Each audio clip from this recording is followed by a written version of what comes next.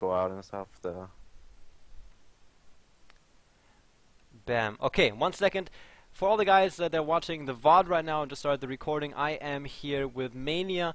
They just won 2-1 for the big point battle against Out of Tangos, who are actually performing quite impressively. And one thing that is so very interesting about your squad, Mania, is that you have under your belt some of the most experienced players out there. Yourself, of course, Miggle, Rise, Miracle, very, very strong. One thing I did want to ask just beforehand, Unicorn XOXO, how long have you known him? Because I think he's the probably like the youngest inexperienced player, I guess. Is that true or am I wrong? Yeah, that's true. I just met him at last time I was at DreamHack and just said hello to him, and then he seemed really nice guy. So when I was making a new roster, I just wanted to try him because he seemed like a really nice guy and one I would get along with. So Yeah, and that's one thing that I find really, really, really cool. You had retired a while ago, and that made a lot of people in the competitive Dota scene really sad. And I don't know if you realized it, but there was so many posts and forum entries when you decided to come back into the scene of people being incredibly happy of you being here again. So what was it? Was it, international 2 or international, just the big tournaments and the big hype that was around it that reignited the fire for Dota 2 in your heart again? yeah, it's mostly just I started playing some pop again, and then I just thought it was really fun to play, so I just tried. I didn't really knew if I was gonna play competitive, but then I got offered a competitive slot with Komami, so I just tried it out. So Nice. And I think we're all happy that you did do that. Let's talk about the game real quick. Out of Tangos, I mean, fucking Matt was talking about the fact that they've been around for a while and they try, they do their best and they try to practice a lot. Do you scrim with them at all?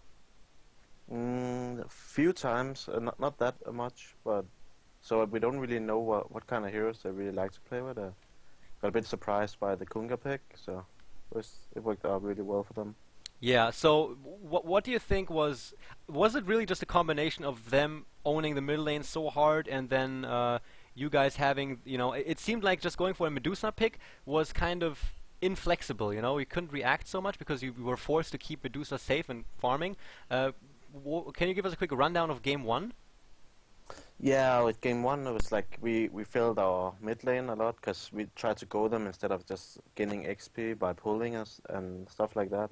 So we could win that way, but we went for some kills and then we got a bit unlucky with some of his stuns and stuff like that. So it just went downhill from that. Plus, Dusa is, yeah, as you say, he's not very flexible and he needs a lot of farm to start making an impact on the game. So Hmm. it's like kind of like playing forwards five for a lot in a long time. Yeah, that's actually sums it up pretty well. One thing that I was very curious to ask is that I can't put my finger on it, but when I cast you guys, it how would you describe your play style? Is it like controlled aggression? Sometimes you look for fights, sometimes then you look for trades and stuff like that. It really seems like what is your play style in a few sentences, and who makes the calls? We kind of all make the calls, but like the big calls is mostly me and Mego, and then yeah, we just try to optimize our farm and get a good laning phase, and then just profit on that. So if our laning phase is suddenly not going so well as in game one, then kind of fall apart a bit. Hmm. And then yeah, Okay, well, I got some questions here from the chat. Let me have a quick look here. Soldiers Vake asks, do you speak English with the others, or does Miracle understand Danish? we actually speak English, but he understands Danish perfectly. But we just do it out of yeah, just to so he doesn't feel awkward or something. I Oh, don't know. okay. It's not even though he says we can talk Danish, we just keep talking English just for him. Mm-hmm. So Oh, okay, that's nice. Well, Soldiers Vake, there you go. That's the answer from Mania. I don't want to take too much of your time, but there's so many questions here. One from Manjamba. Question: why is Medusa being forced as a carry when she's mainly a tank pusher with her skills spells? Hmm. it was meant to like CK was meant to take some of the carry out of it, so it was mostly also being used as a tanker, but also it had to be a late gamer in the end because we didn't really get anything out of our Wisp CK combo. So Mm-hmm. that's just we just tried to stall the game and see if we could somehow get items enough on Medusa to carry it. How hard was it for you to give Miracle the Sand King, by the way? It's pretty like he plays a really good Sand King too, so we tried to test it a bit with solo mid and it works out okay. Like he needs good levels in the start to make a big impact. Yeah, absolutely. It did work out quite well. And one thing that was really cool about that game number one was with Keeper of the Light and Dusa, you know, it's you guys that lineup can tank the crap out of many creeps just with the split shot. And then you went for the Divine Rapier. And to be honest, after you got the Rapier, did you still think you had a chance, like a legit chance to win the game?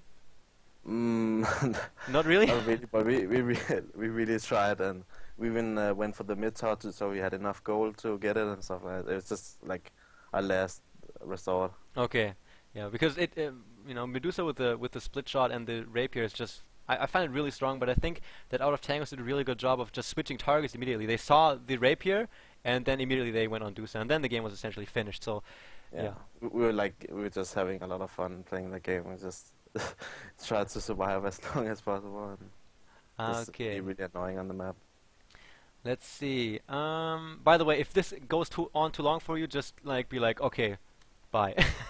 It's okay. All right, Mania. Why do you think Earthshaker isn't picked on competitive anymore? It's mostly because it's hard to get through the laning phase and getting levels, and there's just so much better supports right now. And even I don't know, there's something different with his ult.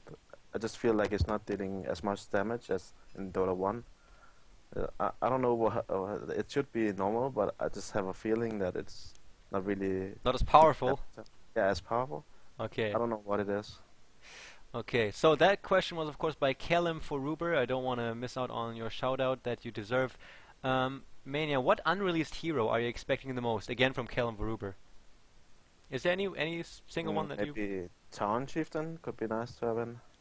It's one of those heroes that got used a lot in competitive too, in the Chinese scene. Yeah, that would actually... Yeah, he would be pretty nuts in the scene right now. If he came in, that would be crazy. I mean, right now there's so many heroes in the pool that are so powerful that, you know, with 2 bans each, it's like, oh shit, what are we gonna ban? Are you afraid that Loda's gonna try and steal Miracle? Oi, Soldier's Vig. Nah, not at all. I think Miracle, like, he's getting the mid solo from us now, and I think he enjoys it more than playing support. So Okay. I'm not really too worried. Well, Miracle does play 6 support though. Yeah, it really does. Alright, Josh He wants Mans... to try Oh, sorry, go ahead.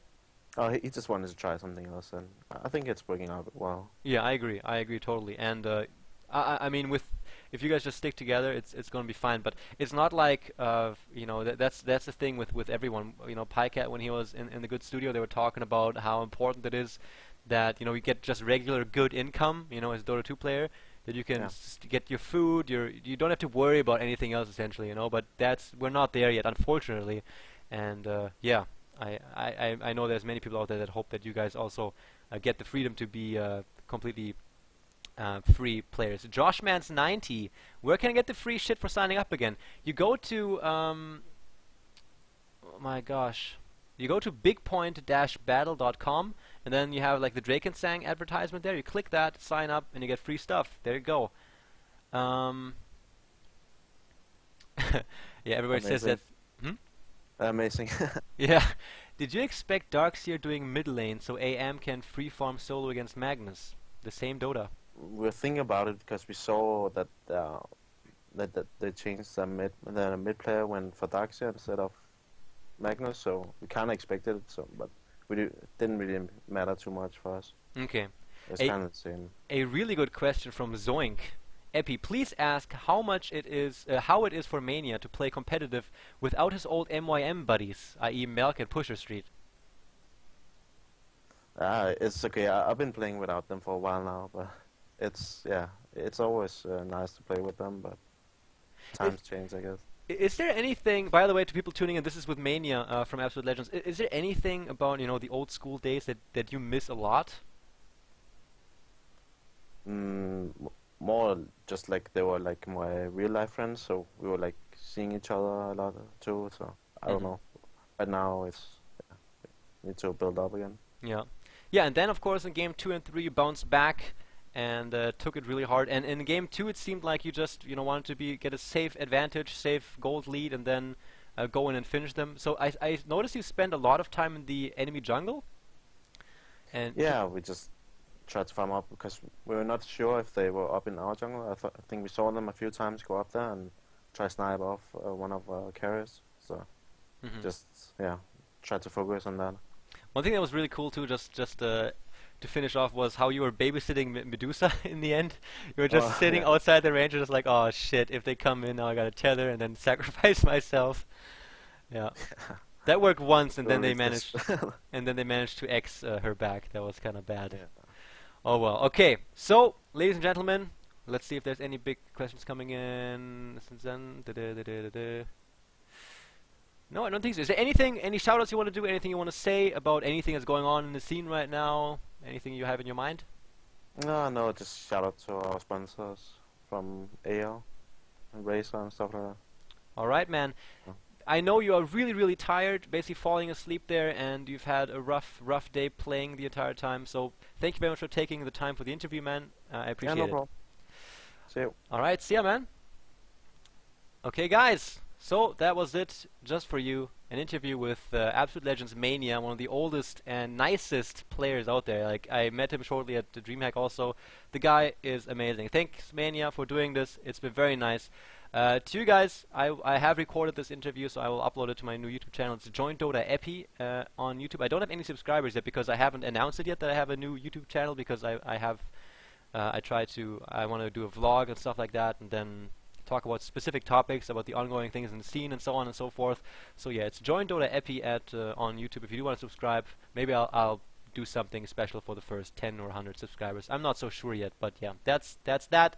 And that was the interview with Mania from Absolute Legends, who just went 2-1 against Out of Tangos, who really put on an impressive performance against AL in game number 1. So that was it. Without further ado, I am now going into my weekend. Bye bye, guys.